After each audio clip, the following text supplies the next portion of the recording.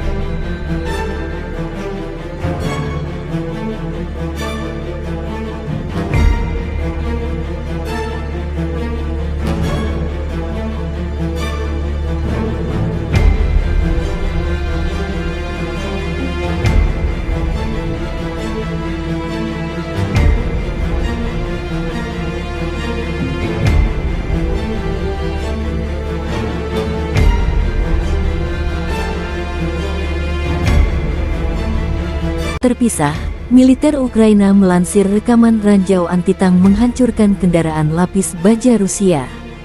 Operator salah satu unit SSO menempatkan ranjau anti-tank TM62 di salah satu arah. Dan T-90 penjajah berhasil meledakkan mereka. Tanpa ragu, tentara kami menghabisi perlengkapan musuh dengan senjata anti-tank, demikian keterangan resmi akun militer Ukraina.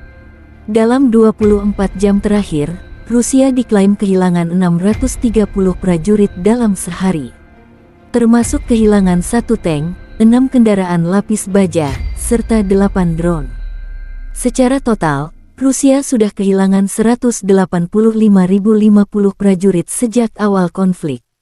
Konflik Rusia dan Ukraina memasuki hari 421 belum ada tanda-tanda perdamaian. Presiden Ukraina Volodymyr Zelensky bersumpah mempermalukan Rusia dengan dukungan tanpa pamrih negara sahabat seperti Amerika, Inggris dan aliansi blok NATO.